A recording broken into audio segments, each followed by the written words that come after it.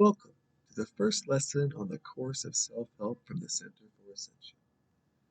My name is Russ Hatfield, and I am the creator of the Center for Ascension, along with my twin soul Kara, you can see over my shoulder. She is a higher dimensional member of Ashtar Command, working from an underground base on Mars and one of the teachers in future lessons. The Center for Ascension is composed of channeling sessions from members of Ashtar Command made during the 90s through my roommate at the time named Mark Rocker. In this lesson, Omal presents a dissertation on the correlation between the human mind and a computer. He also expands on the idea of predicting the future from 20 years ago and how our technology advanced since then with a fair bit of accuracy. It is the advancement of our technology and where it goes from there that will define us as a species. Please follow from the transcript if you wish at the link provided in the description below, and subscribe to our channel to be alerted of future channeling sessions, editorials from Kara and I, and other lessons to come. So now, I present Omal and his dissertation called The Human Computer. Okay, as I was saying, let us open the floor up immediately to answer some question sessions. Okay. On the question side, T and I were working on the technology of third dimensional Earth and the way it relates to how the Earth is progressing. I like to work on a little bit of the conscious and psychic side of the world that is a result of this. Okay. And your question is? How do the two interrelate? Well, technology is certainly something that can be used. There are two sides to this. One is that technology takes away stimulants and therefore decreases spiritual growth. And on the other side, it increases it. Now, the question is, why is there the two different points of view? Well, if you're sitting at a computer screen watching flickering images and manipulating keys, you are certainly missing out on a lot of stimuli from external sources, from the real world. But on the other side, you're constantly using your mind. You're constantly learning new things. You take on the characteristics of the computer world or the cyber world to constantly upgrade. Upgrading is up-learning, continually learning new things, even though it is not coming from external sources. So the technology boom is beneficial and negative. Its six-dimensional nature or behavioral patterns that it starts to create certain moral values, certain moral behaviors, the constant drive for advancement are positives. The lacking in stimuli of external world, interaction with other people, learning other things also is important. But these factors play together if you take both the external and the cyber world and run them together.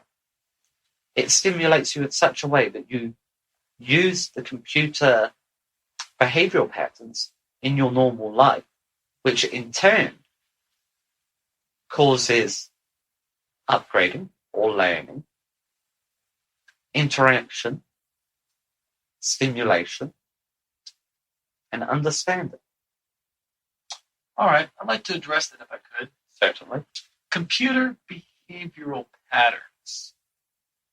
Now, for those such as myself who are laymen as far as that term goes, I wonder if you could explain that a little bit and how it relates to the human being. Okay, so computer behavioral patterns. Computer behavioral patterns are the necessary drive for advancement, logical thinking. One step leads to the next logical step. Logical processes. 1 + 1 = 2. 1 and 0. On and off. Stimulation of the mind. the comparisons between the connections on a motherboard and the connections in the mind. The speed and thought processes of both the human brain and the computer brain. The development of both running concurrently and separately. The development of both running together. These are computer behavioral patterns. The logical analyzation of a situation. The logical outcome. The behavior of right or wrong. These are what I'm saying. Oh. Okay, now for more than 30 years, the world has been influenced and almost controlled by the advent of the television and its media, I'll say mind washing, but it's a rather strong term for what is actually 40 taking years, place. actually. 40 years. Now we have the internet. We have computers. We have a trend that was looking at blending television, the internet, phones, and so on into one mainstream form of communication, learning, and interaction. Mm-hmm. Now, would you see that then as then we are progressing from a point that we maybe got to and we're stagnant at? No. For the simple reason that as the popular medium of the last 40 years, you have me at it then, has been advancing steadily and slowly from flickering tubes in black and white to color tubes flickering to crystal clear pictures to the computer to integration of the computer, the communication medium, and wired communication, telephones, all funneling together at the same time. A gentleman, Mr. Babbage, developed the first computer back in the 30s, at about the same time that your television came into being. They have grown together, refined and developed more rapidly. As one progressed, the other progressed. In 1979, development and research led to the development of the microchip, which went into digital watches, televisions, telephones, computers. Computers at that point were large, clunky objects. Certainly they had modems.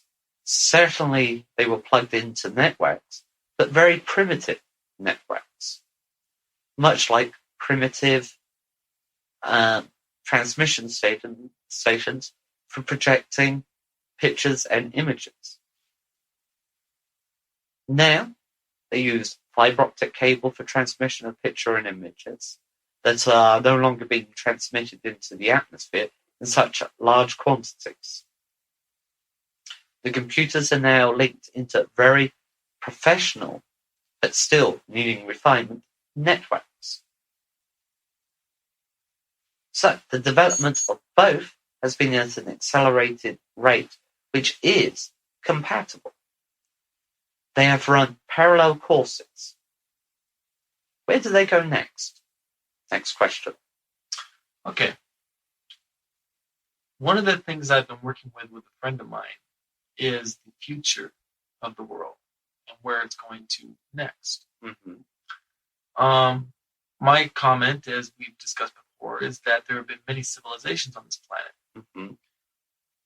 There are none of those civilizations still here, but their remnants and the memories of those are very much with us to this day. To use an interesting quote, it is sometimes wondering, with the rise and fall of so many civilizations, that if your planet could speak, would it be something akin to being seasick or time sick? Quite correct. One of the points I made is in, 50 years, someone's going to say, Remember when there used to be things like ATMs? Mm-hmm. My question is then, how close are we to actually that particular scenario? Closer than you would imagine. Okay, let us look at something. Okay.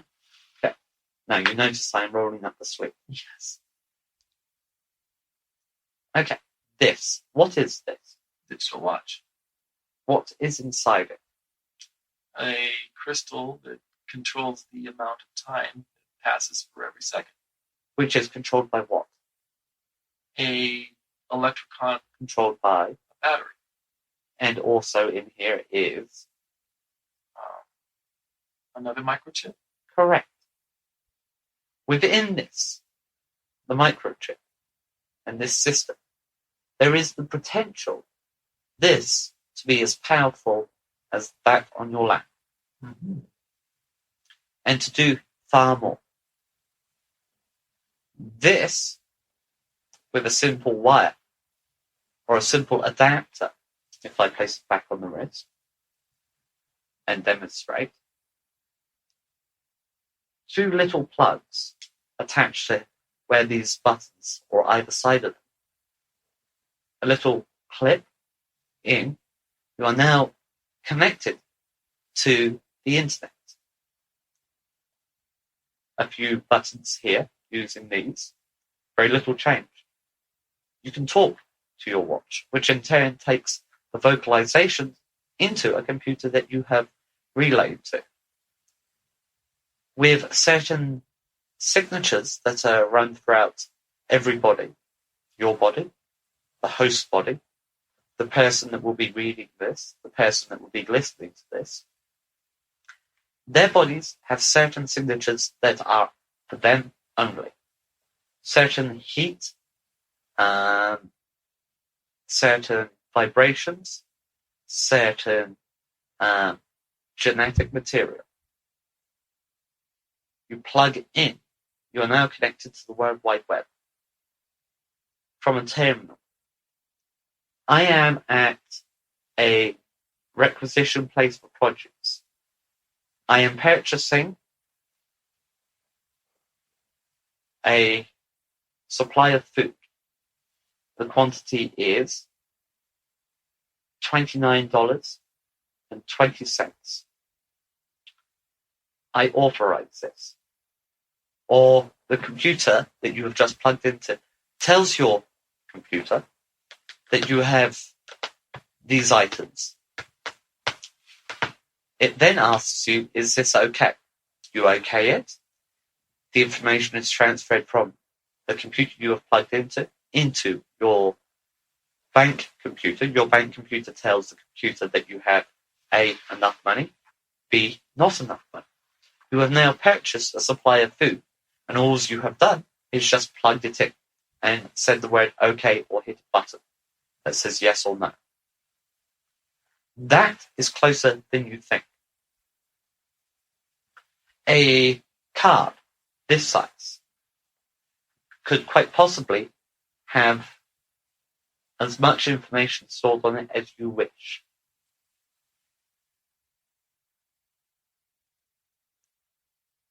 Within the next 20 to 30 years, personalized cards that are as powerful as your laptop will be available. Not the cards themselves being that powerful, but what they can access. And they will be very cheap.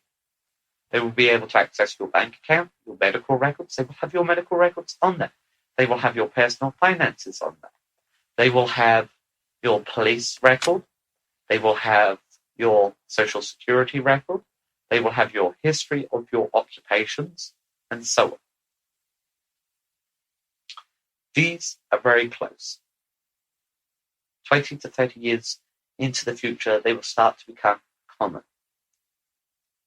With liquid crystals, you could actually put a small monitor in there and be able to communicate much like a telephone.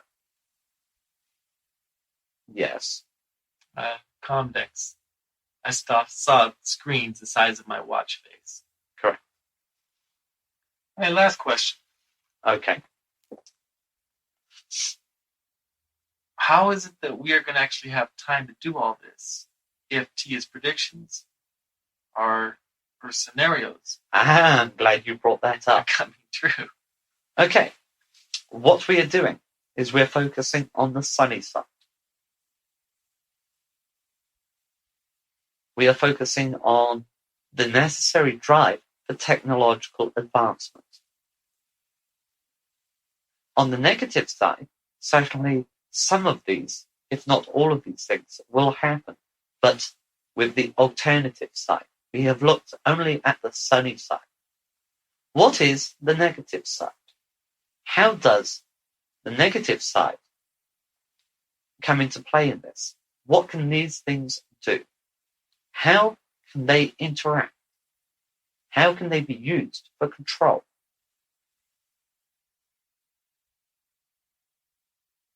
How can they be misused?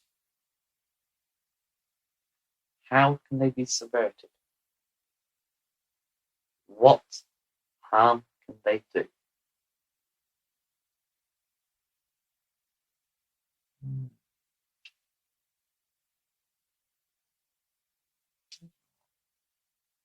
You're welcome. Live long, prosper, and I'll be back.